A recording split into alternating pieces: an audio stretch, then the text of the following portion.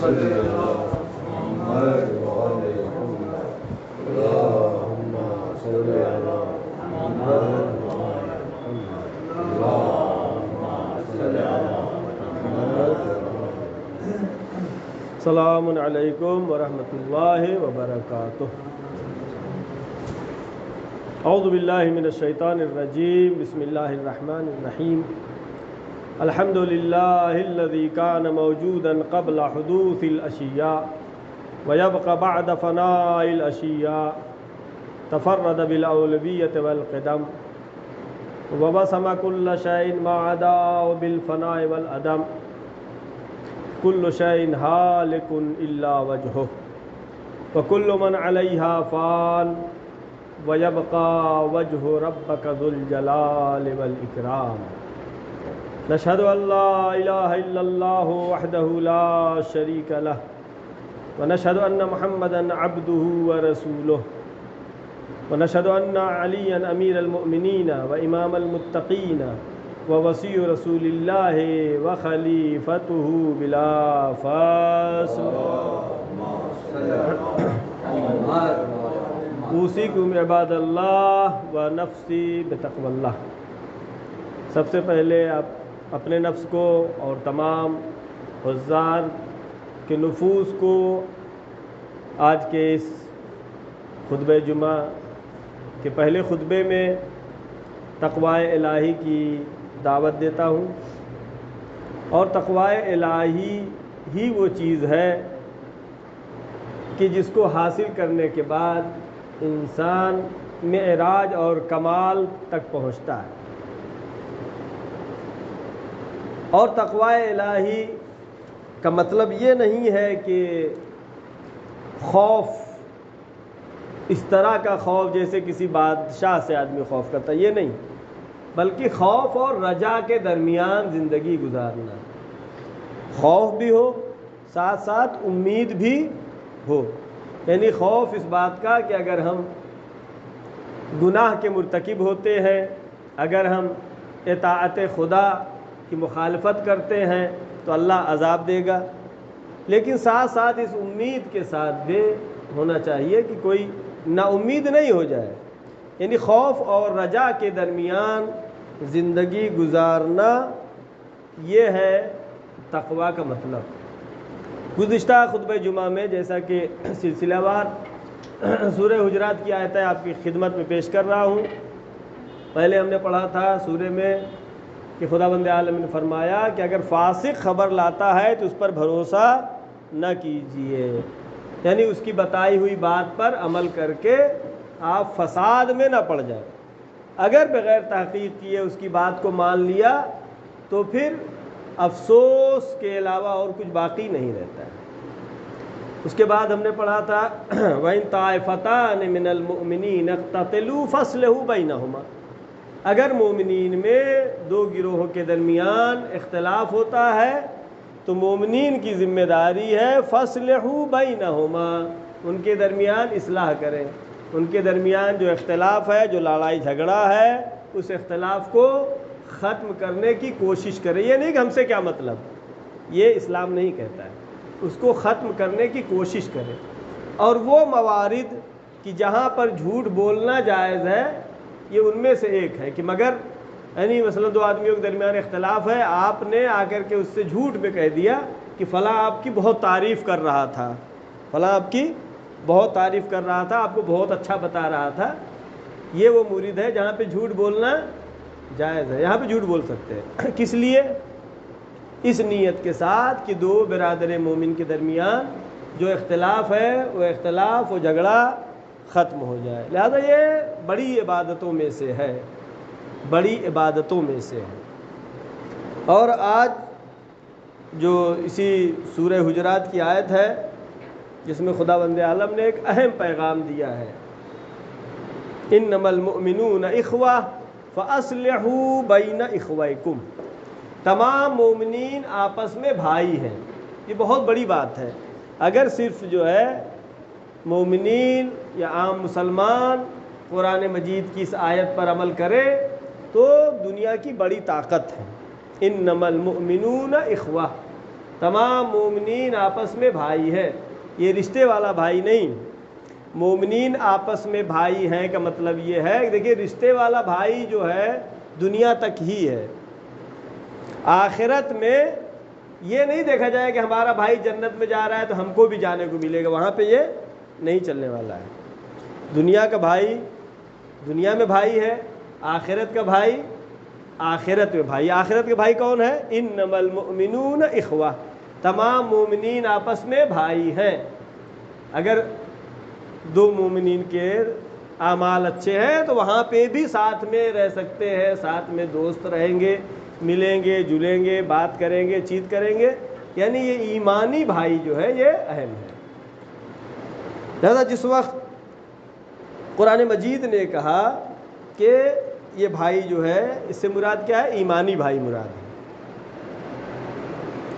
یہ نہیں کہ ہمارے گاؤں کے ہیں، ہمارے شہر کے ہیں، ہمارے ملک کے ہیں، اس اعتبار سے بھائی، یہ دنیاوی بھائی ہے۔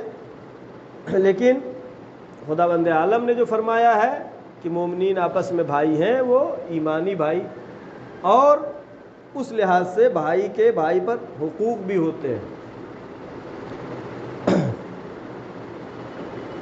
اس لیے کہ اگر انسان اللہ کو واقعاً جو اللہ اکبر ہم کہتے ہیں، ایمان کے ساتھ یقین کے ساتھ اگر کہتے ہیں، تو ہمارے اندر ایک بہت بڑی قوت اور بہت بڑی طاقت آتی ہے۔ وہ طاقت کیا ہے؟ کہ جو دنیا کی سب سے بڑی طاقت ہے وہ ہمارے ساتھ ہے۔ صلوات بھیجے محمد والے میں۔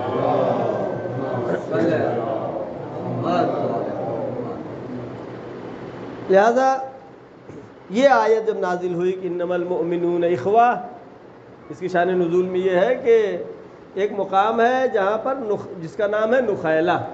نخیلہ مقام پر مسلمانوں کی تعداد تھی 740 مسلمان جمع تھے، اور جبریل نے آ کر کے پیغمبر اکرم حضرت محمد مصطفیٰ صلی اللہ علیہ وآلہ وسلم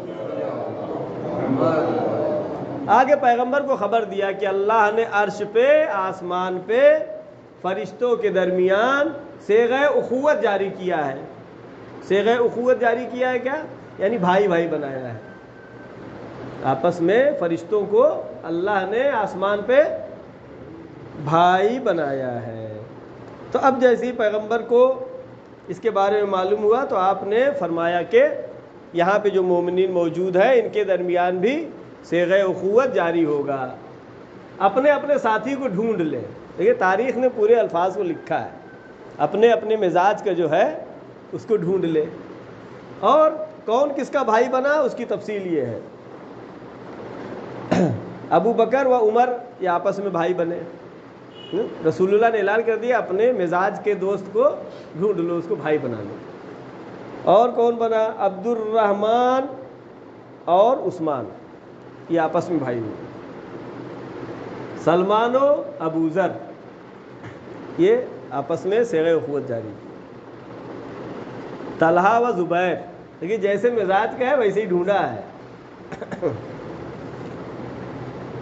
مصعب اور ابو ایوب انصاری، جناب حمزہ اور زید۔ عورتوں میں حفصہ، عائشہ اور حفصہ، یہ آپس میں بہن ہوئی۔ یہ کون بھائی بہن کون سے ہیں؟ یہ انما المؤمنون اخوہ، مومنین آپس میں بھائی ہیں۔ اور ام سلمہ اور صفیہ، اور آخر میں پیغمبر اکرم حضرت محمد مصطفیٰ صلی اللہ علیہ وآلہ وسلم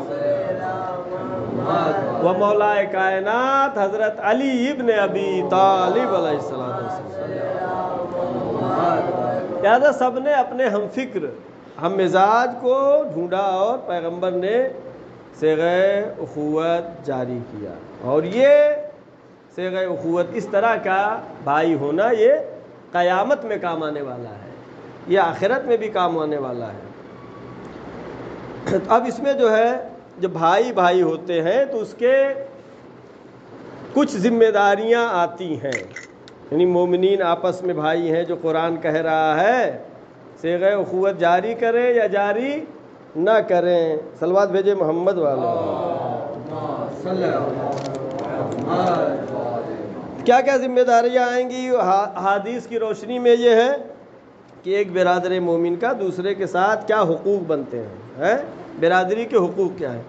مہربانی و عفو، ایک دوسرے کے اوپر مہربان ہونا اور ایک دوسرے کی غلطی کو معاف کرنا، یہ ہے بھائی بھائی کے لیے حقوق میں۔ رازداری، اگر اپنے بھائی کی، اپنے دوست کے راز ہمیں معلوم ہے تو راز کو فاش نہیں کرنا ہے، اس کی کوئی کمی معلوم ہے، اس کی کوئی برائی معلوم ہے، اس کو جا کر کے دوسروں سے بتائیں، یہ حقوق برادری کے خلاف ہے۔ تیسری چیز غلطی کو جبران کرنا، مثلا ایک مومن سے کوئی غلطی ہو گئی دوسرے کے سامنے تو صرف معافی مانگ لینا کافی نہیں ہے، بلکہ اس کی جبران کرنا، یعنی ایسا کام کرنا کہ جو غلطی ہوئی ہے اس کی جگہ اس سے بھر جائے۔ عذر قبول کرنا، ایک تو معافی مانگنا ہوتا ہے، ایک نے معافی مانگی، اپنی وجہ بتائی کہ اس وجہ سے ہم نہیں آ پائے، یا گزر رہے تھے راستے میں کہا کہہ رہے ہم نے سلام کیا آپ نے جواب نہیں دیا، کہ مشغول تھے، ذہن نہیں ادھر متوجہ تھا، آپ کو نہیں دیکھا۔ اب وہ کہہ رہا ہے اگر عذر پیش کر رہا ہے تو عذر کو قبول کرنا۔ اور بھائی بھائی کے حقوق میں بدخواہان کے مقابل اس کا دفاع کرنا، خیر خواہ رہنا۔ مثلا کوئی انسان ہے جو اس کی برائی کر رہا ہے، اب مومن بھائی کو چاہیے کہ اپنے بھائی کا دفاع کرے، یہاں پہ یہ مطلب نہیں ہے بلکہ ایسا ہے، البتہ دفاع جو حق دفاع ہونا چاہیے۔ وعدے پر عمل کرے، جو بھی وعدہ کیا ہے یہ ہر جگہ لاگو ہے، یہ ہر جگہ لاگو ہے، جس سے بھی کس سے بھی آپ وعدہ کریں، اگر وعدہ کرتے ہیں تو وعدے کو پورا کرنا ضروری ہے۔ یہاں تک کہ چھوٹے بچے سے آپ گھر میں اگر وعدہ کر کے آئے کہ آئیں گے تو چاکلیٹ دیں گے، اب گھر میں آئے تو چاکلیٹ اس کے لیے نہیں لے کے آئے، تو بچہ کیا کہتا ہے کہ بابا ہمارے اچھے نہیں ہیں، پاپا ہمارے اچھے نہیں ہیں، کیا مطلب؟ یعنی بچہ سمجھ رہا ہے کہ محبت کا تقاضا یہ ہے کہ جو وعدہ کیا ہے اس وعدے کو پورا کرے۔ اگر جو ہے بھائی مریض ہوتا ہے تو اس کی عیادت کے لیے جائے، اس کی مزاج پرسی کے لیے جائے، اس سے دیکھنے کے لیے جائے۔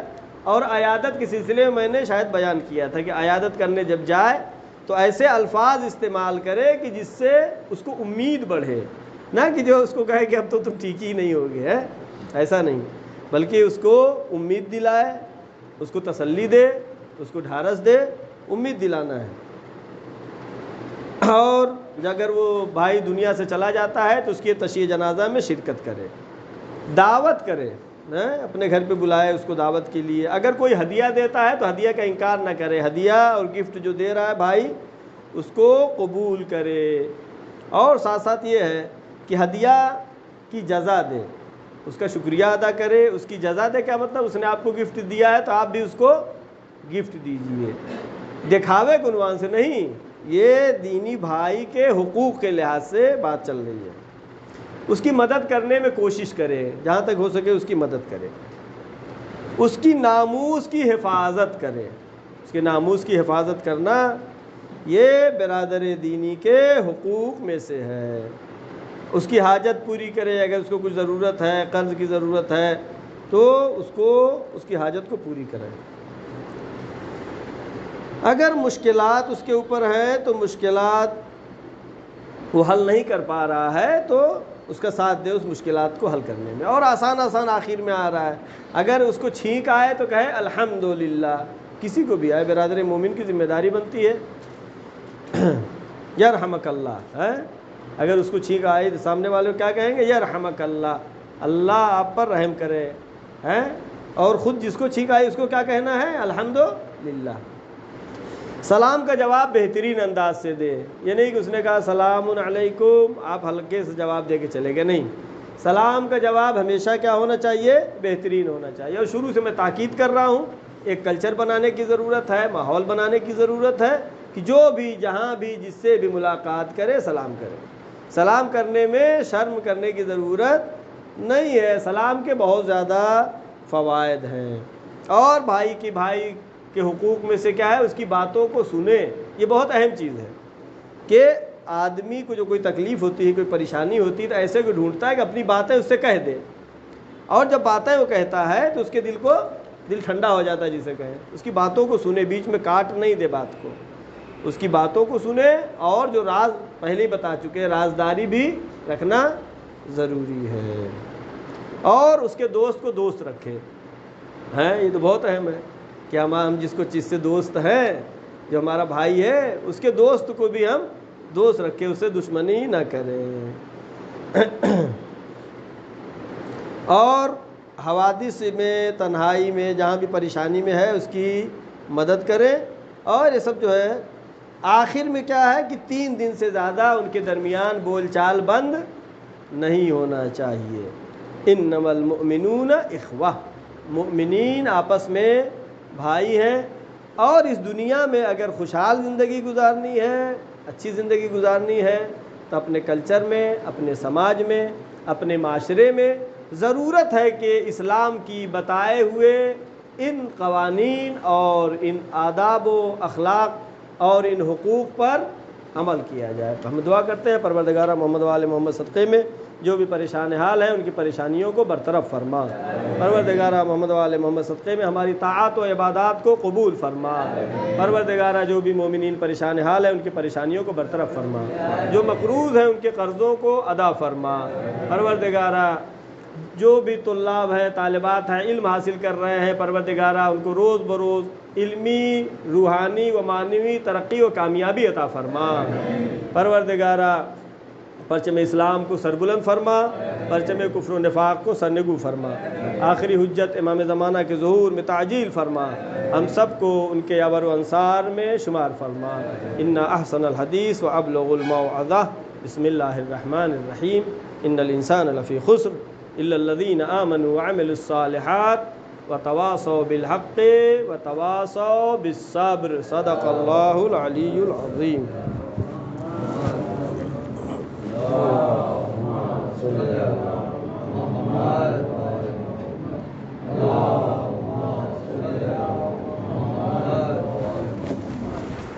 اعوذ باللہ من الشیطان الرجیم. بسم اللہ الرحمن الرحیم. وبہ نستعین. الحمد للہ لا الہ الا هو الحلیم الکریم غافر الذنب وقابل التوب وهو الغفور الرحیم.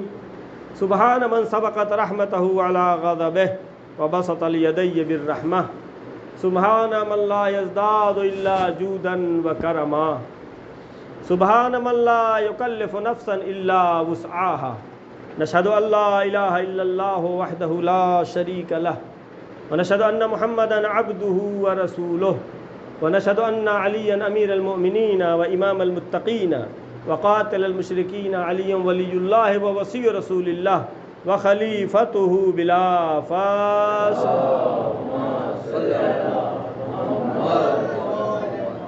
اللهم صل وسلم وزد وبارك على سيد المرسلين خاتم النبيين ابو القاسم محمد. اللهم صل وسلم وزد وبارك سيدتنا فاطمة الزهراء. اللهم صل وسلم وزد وبارك قائد الغر المهجلين امير المؤمنين علي بن ابي طالب. اللهم صل وسلم وزد وبارك على حسن المجتبى وعلى الحسين شهيد بكربلاء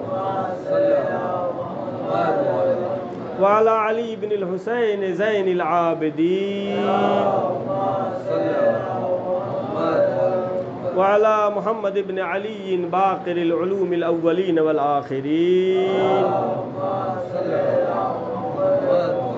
وعلى جعفر بن محمد الصادق وعلى موسى بن جعفر الكاظم وعلى علي بن موسى الرضا وعلى محمد بن علي التقي وعلى علي بن محمد النقي وعلى حسن بن علي العسكري وعلى مولانا صاحب العصر والزمان هادم الكفر والفسوق والعصيان اسی کو عباد اللہ و نفسی بتقوی اللہ۔ اس خطبہ جمعہ میں بھی تمام حضار محترم، سب سے پہلے اپنے نفس کو، پھر تمام حاضرین کے نفوس کو تقوی الہی کی دعوت دیتا ہوں، اور تقوی الہی ہی سبب بن سکتا ہے کہ انسان دنیا میں بھی کامیاب ہو اور آخرت میں بھی کامیاب ہو۔ آج کے اس خطبہ جمعہ میں ابھی دیکھیے فضائل اہل بیت، حقوق اہل بیت دنیا نے بہت چھپایا، دشمنوں نے دشمنی میں چھپایا، اور دوستوں کے لیے جان کا خطرہ اتنا زیادہ تھا، ظالم حکومتیں تھیں، لیکن حقائق اہل بیت، فضائل اہل بیت دنیا کے سامنے واضح نہیں ہو پایا، نہیں پہنچ پایا۔ لیکن آج کا زمانہ جو کہ بہترین زمانہ ہے، آج جس زمانے میں ہم زندگی گزار رہے ہیں بہترین زمانہ ہے کہ آج انسان فضائل اہل بیت کو کھل کر کے بتا سکتا ہے، اعلان کر سکتا ہے، ورنہ ایسے زمانے بھی گزرے ہیں مذہب تشیع کے لیے کہ اپنا نام بتانا بھی مشکل ہوا کرتا تھا۔ جس میں سے ایک مشہور ہے کہ شاہ عبد العظیم حسنی، جو کہ امام حسن علیہ السلام کی اولاد سے ہے،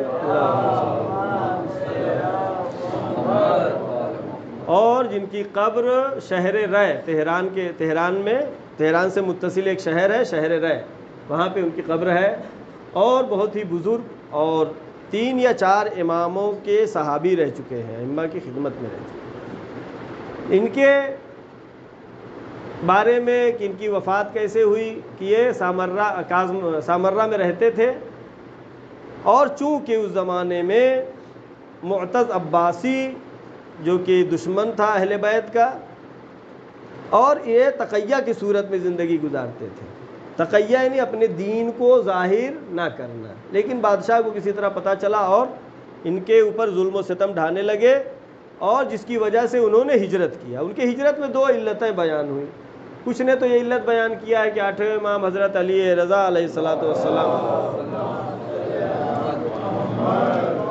کی زیارت کے لیے وہ نکلے، اور کچھ علتوں میں روایات میں یہ ہے کہ حکومت وقت ان کی جان کے لیے خطرہ ہو گیا تھا حکومت کی طرف سے، لہٰذا وہ وہاں سے سفر کیا انہوں نے سامرہ سے، اور ایران آئے، اور ایران میں شہر رے میں انہوں نے قیام کیا، اور آہستہ آہستہ ایک مومن کے گھر میں تھا، نیچے زیر زمین گھر تھا، اس میں رہتے تھے، عبادت خدا میں مشغول تھے، لیکن آہستہ آہستہ مومنین کو پتہ چلنے لگا اور لوگ آتے تھے ان سے ملاقات کے لیے۔ خلاصہ کہنے کا مطلب یہ ہے کہ تشیع ہمیشہ مظلومیت میں رہی ہے، مظلومیت کے ساتھ، بہت مشکلات کے ساتھ یہ مذہب ہم تک پہنچا ہے، اور آج ہمیں لاکھ خدا کا شکر کرنا چاہیے کہ ہم اپنا نام بتا سکتے ہیں اور اہل بیت کے فضائل و کمالات کو پیش کر سکتے ہیں۔ ابھی ایک اہل سنت کے ایک عالم ہیں جن کا نام ہے مفتی حنیف قریشی، ان کا ایک ویڈیو میں نے دیکھا، انہوں نے اس میں چند مطالب، دیکھیے پہلے فضائل اہل بیت کو چھپایا گیا، لیکن آج چونکہ انٹرنیٹ کا زمانہ ہے، کتابیں ہر ایک کو مل رہی ہیں، لہذا اب اہل سنت میں بھی چونکہ فضائل اہل بیت ایسا نہیں کہ ہماری کتابوں میں ہے صرف، نہیں، بلکہ اہل سنت کی کتابوں میں بھی فضائل اہل بیت موجود ہیں، لیکن مذہبی تعصب کی بیس پر وجہ سے ان لوگوں نے فضائل اہل بیت کو چھپایا۔ انہوں نے اس میں جو ذکر کیا کہ یہ مفتی حنیف قریشی نے، کہ انہوں نے جو مطالعہ کیا ہے کہ ہماری کتابوں میں 5000 حدیثیں مولا کائنات حضرت علی ابن ابی طالب علیہ السلام، یعنی 5000، انہوں نے جو اقرار کیا ہے 5000 حدیثیں اور 300 آیتیں مولا علی کی فضائل میں، 300 آیتیں قرآن مجید میں ہیں۔ ویسے تو ہمارے عقیدے کے لحاظ سے پورا قرآن فضائل اہل بیت ہی ہے، اس لیے کہ ائمہ معصومین مولا کائنات نے جو عمل کیا ہے، اہل بیت نے جو عمل کیا ہے، وہ قرآن کی آیت ہے۔ لہذا انہوں نے جو کہا کہ 5000 حدیثیں اور 300 آیتیں ہیں مولا کائنات کی فضیلت میں، اور انہوں نے ایک حدیث نقل کیا کہ پیغمبر اکرم حضرت محمد مصطفیٰ صلی اللہ علیہ وآلہ وسلم ایک مرتبہ اپنے اصحاب کے درمیان فرمایا کہ کیا میں تمہیں ایسی بات بتا دوں کہ جو تمہیں دنیا میں بھی کام آئے، قیامت میں بھی کام آئے، قبر میں بھی کام آئے، آخرت میں بھی، تمام چیزوں میں تمہارے لیے وہ کافی ہو۔ اب جتنے تھے سب، بھائی ایسی چیز معلوم ہونی ہے تو ہر ایک متوجہ ہو جائے گا۔ تو اس وقت پیغمبر نے یہ فرمایا، کیا فرمایا کہ علی ابن ابی طالب علیہ الصلاۃ والسلام کی محبت یہ وہ چیز ہے جو ہمیشہ تمہیں قبر میں بھی کام آئے گی، دنیا میں بھی کام آئے گی، اور آخرت میں قیامت میں بھی کام آئے گی۔ اور پیغمبر کی ایک حدیث مشہور ہے جس میں نبی آخر حضرت محمد مصطفیٰ صلی اللہ علیہ وآلہ وسلم نے فرمایا،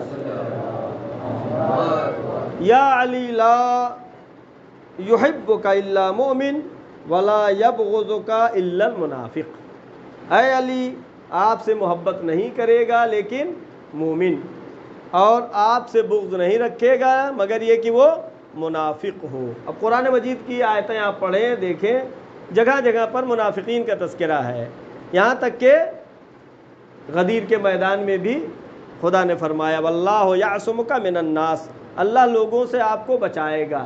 کیا مطلب ہوا کہ اکثریت منافقین کی تھی، منافقین کی اکثریت تھی، لہذا ظاہراً ابن ابو دردہ نے یہ بیان کیا کہ ہم جب صاحب ساتھ میں بیٹھتے تھے اور ہم دیکھنا چاہتے تھے کہ کون مومن ہے اور کون منافق ہے، تو بات ہوتے ہوتے درمیان میں مولا کائنات حضرت علی ابن ابی طالب علیہ الصلاۃ والسلام کا تذکرہ شروع کر دیتے تھے۔ یہ تذکرہ جیسے ہی شروع ہوتا تھا ہم چہروں کو دیکھتے تھے، جو چہرے کھل جاتے تھے، جو خوش ہو جاتے تھے، ہم سمجھ لیتے تھے کہ یہ مومن ہے۔ یہ رسول اللہ کے زمانے کی بات ہے۔ یہ جو مذہبی تعصبات جو بڑھے ہیں، پہلے ایسا نہیں تھا، پہلے ایسا نہیں تھا۔ تو انہوں نے کیا فرمایا کہ ہم اس طریقے سے پہچان کر لیتے تھے کون مومن ہے اور کون منافق ہے۔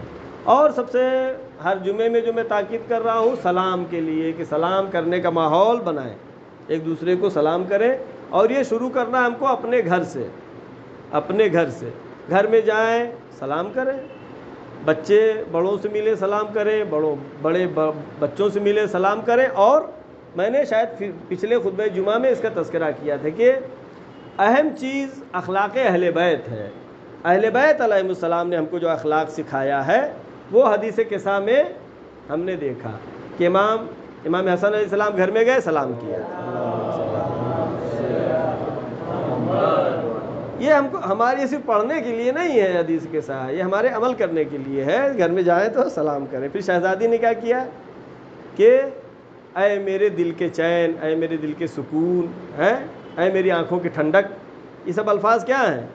یہ ہے کہ ماں باپ بچوں سے اس طرح سے گفتگو کریں، نہ کہ ڈانٹ کے مار کے اور غصے میں نہیں، پیار و محبت کی ایک چیز بہت ضروری ہے، ابھی میرے ذہن میں آ گئی، وہ کہ ایک بچوں کی تربیت میں جو بہت اہم ہے کہ رات میں سوتے وقت بچوں کو پہلے بزرگان کہانیاں سنایا کرتے تھے، کہانیاں، کبھی کوئی ایسی کہانی سناتے تھے، کوئی مذہبی کہانی سناتے تھے، کچھ بھی سناتے تھے، اور ان کہانیوں کے ذریعے سے بچوں کی تربیت ہوتی تھی جو ہمارے درمیان سے بالکل ختم ہو چکی ہے۔ لہذا ہم کو کوشش کرنا چاہیے کہ بچوں سے گفتگو کرنا، بچوں سے بات کرنا، ان کو ٹائم دینا، تربیت دینا، اور یہ بہت ضروری ہے۔ آج ہر آدمی بزی ہے، ہر آدمی بزی ہے، ایک موبائل آ گیا، یہ ایسی وبا کہ اب بچے ماں باپ سے بات کرنے نہیں بیٹھ رہے ہیں، ماں باپ بچوں سے بات نہیں کر رہے ہیں۔ کوئی ایک وقت گھر میں معین ہونا چاہیے کہ سب لوگ ساتھ میں بیٹھیں، شوہر، زوجہ، بچے، بھائی بہن، ماں باپ، سب ساتھ میں ایک ساتھ بیٹھیں کہ ہم لوگ اتنی دیر ساتھ بیٹھیں گے، کتنا اچھا ہے۔ اگر صرف 10 منٹ، آدھا گھنٹہ کے ساتھ بیٹھیں گے، ساتھ میں بیٹھ کے چائے پئیں گے، نہ اس وقت موبائل ہوگا، نہ اس وقت ٹی وی ہوگا، سب کچھ بند کر کے ساتھ میں بیٹھ کے بات کرنا بہترین، سب سے عظیم ثواب کا یہ کام ہے۔ اور دوسرا ہم نے جو پروگرام شروع کیا انس با قرآن، انس با قرآن، جو کہ روزانہ دوپہر میں پڑھا جا رہا ہے، اس کے بہت سارے فائدے ہیں۔ پہلا فائدہ یہ ہے کہ قرآن جو رکھا ہوا ہمارے یہاں گرد پڑ جاتی ہے، قرآن شکایت کرے گا قیامت میں کہ مجھ کو اٹھایا نہیں گیا، مجھ کو پڑھا نہیں گیا۔ شکایت کرنے والوں میں قرآن ہے۔ مساجد اگر خالی ہیں تو مساجد شکایت کریں گی، علماء ہیں، علماء شکایت کریں گے کہ مجھ سے سوال نہیں کیا گیا۔ لہٰذا یہ انس با قرآن کا جو سلسلہ شروع ہوا ہے، اس میں زیادہ کوشش کریں، زیادہ سے زیادہ تعداد میں شرکت کریں۔ اس میں کئی فائدے ہیں، قرآن پڑھنے کا ثواب، قرآن دیکھنے کا ثواب، پھر اور ہم کو جو ثواب ملے گا وہ تو ملے گا، پھر اپنے والدین کو اس کا ہدیہ کریں، اپنے مرحومین کو اس کا ہدیہ کریں، اور بہترین چیز ہے یہ، بالکل روزانہ پڑھ کے۔ اور اس سلسلے میں ہمارے چھٹے امام حضرت جعفر صادق علیہ السلام کہ ایک حدیث ہے جس کا ترجمہ میں پیش کرتا ہوں قرآن پڑھنے کے سلسلے میں۔ یہ قرآن میں نے یہاں کئی مرتبہ کہا، جس کو پڑھنے نہیں آتا وہ صرف دیکھے کھول کر کے، وہ بھی ثواب ہے، اور جس کو اچھے سے پڑھنے نہیں آتا ہے سنے گا تو اس کو اچھا پڑھنا بھی آ جائے گا۔ تو کئی بہت سارے قرآن انس با قرآن، اس کا مطلب کیا ہے انس با قرآن؟ یعنی قرآن سے محبت کرنا، قرآن سے الفت کرنا، قرآن سے مانوس ہو جانا، بالکل مل جانا، جو ہمیں قرآن سے دوری نہیں کرنی چاہیے۔ تو امام نے کیا فرمایا کہ جب اولاد قرآن مجید دیکھ کر تلاوت کرتی ہے تو اللہ اس کے ماں باپ کے گناہوں کو معاف کر دیتا ہے، اور ساتھ ساتھ یا گناہ میں تخفیف کر دیتا ہے، جیسا ہے یہاں تک کہ امام نے فرمایا چاہے کافر ہی کیوں نہ ہو، اگر کافر ہوں تب بھی ان کے گناہ میں اللہ، مطلب ماں باپ کافر ہیں، بیٹا مسلمان ہے اور قرآن پڑھ رہا ہے، تو کافر کے گناہ میں تخفیف ہو جائے۔ جب کافر کے گناہ میں تخفیف ہو جائے گا تو مومن کا بدرجہ ہوگا۔ اور پھر آگے اس حدیث میں ہے کہ اگر وہ بچہ ایصال ثواب نہیں بھی کرتا ہے، صرف قرآن اس نے پڑھا، ایصال ثواب نہیں کیا اپنے مرحومین کو، اپنے والدین کو، پھر بھی ثواب مل جائے گا، اللہ ان کے سزا میں کمی کر دے گا۔ لہذا روایات کی روشنی میں کہ ایسا کوئی دن ہمارا نہیں ہونا چاہیے کہ جس دن ہم قرآن نہ دیکھیں۔ اب نہ دیکھنے کا مطلب یہ نہیں بس کھول کے دیکھیے اور پھر بند کر دیجیے، نہیں، قرآن کو پڑھنا۔ بلکہ بعض روایتوں میں ہے کہ اگر وہ شخص جو کہ 10 آیتوں کی تلاوت روزانہ کرتا ہے اس کا شمار غافلین میں نہیں ہوگا، یعنی اگر 10 آیت سے کم پڑھتی ہے، مطلب نہیں یہاں کم پڑھا جاتا ہے تو آپ اتنے ہی پہ اکتفا کریں، نہیں، یہ تو ایک ساتھ میں پڑھنے کے لیے، اور اصلاح بھی ہو جائے گی، قرآن بھی صحیح ہو جائے گا، ایصال ثواب بھی ہو جائے گا۔ لیکن غافلین کی لسٹ سے اگر نکلنا ہے تو روایت کی روشنی میں روزانہ 10 آیتوں کی تلاوت کرنا چاہیے۔ اور انسان جو بھی محنت کرتا ہے، کوشش کرتا ہے حصول دنیا کے لیے، اس کا مقصد کیا ہے؟ عزت پانے کے لیے۔ عزت کیا چیز ہے؟ عزت، حقیقی عزت وہ ہے کہ جو خداوند عالم فرما رہا ہے تعز من تشاء و تذل من تشاء، خدا جس کو چاہتا ہے عزت دیتا ہے، خدا جس کو چاہتا ہے ذلت دیتا ہے۔ عزت اگر مانگنا ہے تو اللہ سے مانگنا ہے۔ یہ دنیاوی دولت جو بھی ہے انسان محنت سے حاصل کرتا ہے، تھوڑا سا ایک سلوات ہوتا ہے، ایک ٹائم کا شادی میں کھانا کھلا دیتا ہے، لاکھوں روپے خرچ ہو جاتے ہیں، سوچتا ہے یہ بہت بڑی عزت ہم کو مل گئی۔ یہ سوچ غلط ہے۔ ہر انسان کو اپنی توان کے مطابق چلنا چاہیے، جتنا ہے، کوئی مشکل نہیں ہے۔ عزت یہ نہیں ہے کہ لوگ کہتے ہیں ارے بہت اچھا کھانا تھا، یہ کوئی عزت نہیں ہے۔ کیا عزت ہے یہ؟ عزت اگر دیکھنا ہے تو اللہ کے لیے انسان اگر کام کرتا ہے، عزت کا صرف ایک نمونہ کہ مظلوم کربلا حضرت امام حسین علیہ السلام نے اللہ کے لیے قربانی دی، اپنا گھر لٹا دیا راہ خدا میں، تو اللہ نے عزت دیا۔ کیسی عزت دیا اللہ نے؟ کہ ہر جگہ حسین کا گھر ہے، ہر جگہ عزا خانہ ہے، ہر جگہ عاشور خانہ ہے۔ یہ جب خدا دیتا ہے عزت کسی کو تو ایسی عزت ملتی ہے۔ لہٰذا یہ سوچنا کہ اس میں ہم اس خرچ کر لیں گے، لوگ کیا کہیں گے، لوگ کیا کہیں گے، لوگ کے چکر میں جو پڑے گا وہ برباد ہو جائے گا۔ مشہور ہے وہ کہ حکیم لقمان جا رہے تھے گزر رہے تھے، ساتھ میں بیٹا تھا، سنا ہے کہ نہیں ہے؟ بیٹے کے ساتھ جا رہے تھے، گدھا تھا اور خود جو ہے سوار تھے گدھے پہ، اور بیٹا آگے آگے کھینچ کے لے کے چل رہا تھا۔ ایک گاؤں سے گزرے تو کہا کتنا ظالم باپ ہے یہ، خود تو سوار ہے اور بیٹے کو پیدل چلا رہا ہے۔ کہا وہ بہت غلط ہو گیا۔ پھر کیا کیا؟ بیٹے کو بیٹھا دیا گدھے پہ، خود لے کے چلنے لگے۔ اگلے گاؤں پہنچے تو کیا کہا؟ کتنا ظالم بیٹا ہے یہ، خود جو ہے سوار ہے، باپ کو پیدل چلا رہا ہے۔ اب کیا کیا؟ تیسرا راستہ، کہا دونوں سوار ہو جاتے ہیں۔ دونوں سوار ہو کے چلے۔ اب جو تیسرا گاؤں آیا تو کہا کتنے ظالم لوگ ہیں، ایک جانور پہ دو دو سوار ہیں۔ لہذا انہوں نے کہا کہ اگر تمہیں خوش کرنا ہے، اگر تمہیں کامیابی حاصل کرنا ہے تو پھر عزت چاہ رہے ہو تو اللہ سے چاہو، اللہ عزت دے گا۔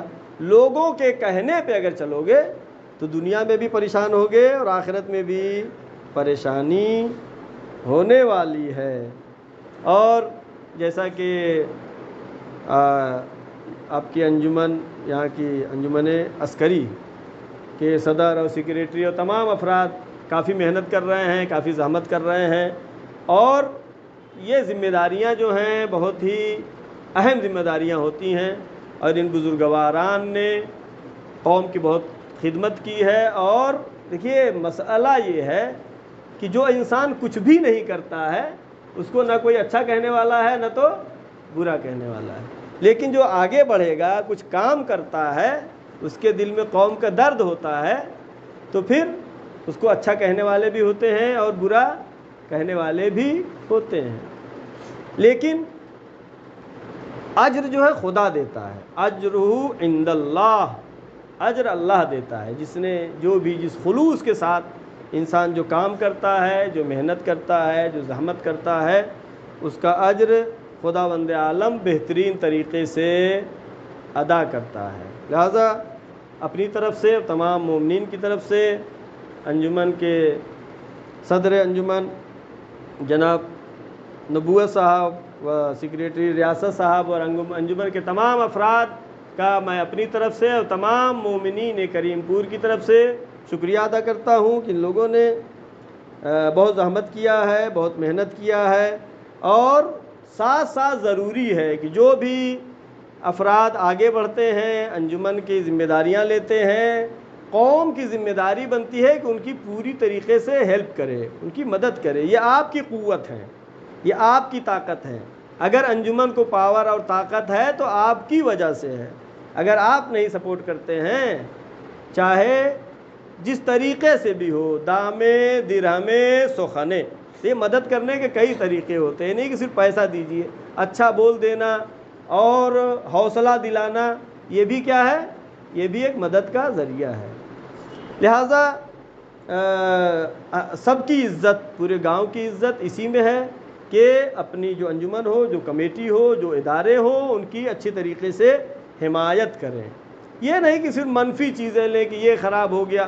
آج کل یہ فکر بنی ہوئی ہے، وہ مکتب میں، ہاں یہ بھی جو ہے کلاسیں شروع ہو گئے ہیں دینیات کے بچوں کے بھی، اور نوجوانوں کے کلاس سنڈے کو 10 بجے ہوگا، یعنی جو ہائی اسکول انٹر پڑھنے والی بالغان، جو بالغ بچے ہیں، ان کا صرف ہفتے میں ایک دن ہوگا، 10 سے 11 یا جیسا ٹائم دیکھا جائے گا، اور روزانہ کلاس بچیوں کے بھی شروع ہو گئے ہیں جو کہ چل رہے ہیں، اور بچوں کے بھی چل رہے ہیں۔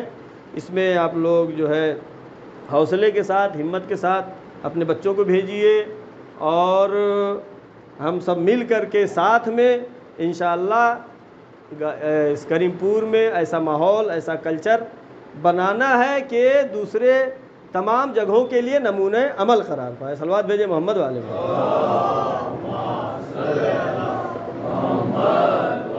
لہٰذا ہم نے جو تحریک شروع کیا، ہم نے نام رکھا تحریک انس با قرآن، یہ یہاں سے چلایا ہے ہم نے، اور میں نے کئی مرتبہ اعلان بھی کیا ہے کہ اس کو آپ واٹس ایپ کے ذریعے سے، فیس بک کے ذریعے سے اس کو تبلیغات کیجئے، پرچار کیجئے، لوگوں تک پہنچائیے کہ ہمارے یہاں یہ سلسلہ شروع ہوا ہے۔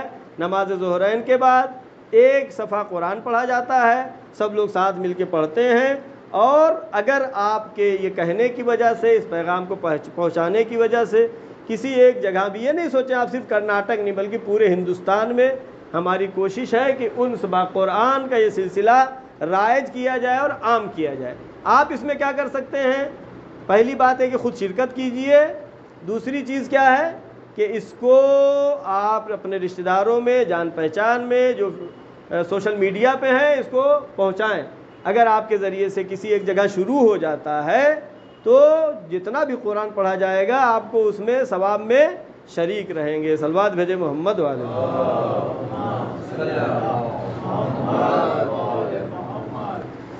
اور وقت زیادہ نہیں ہے، آخر میں پھر دوبارہ تمام مومنین کو تقوی الہی کی دعوت دیتا ہوں، اور ساتھ ساتھ زیادہ سے زیادہ کوشش کیجئے نماز جماعت میں شرکت کریں۔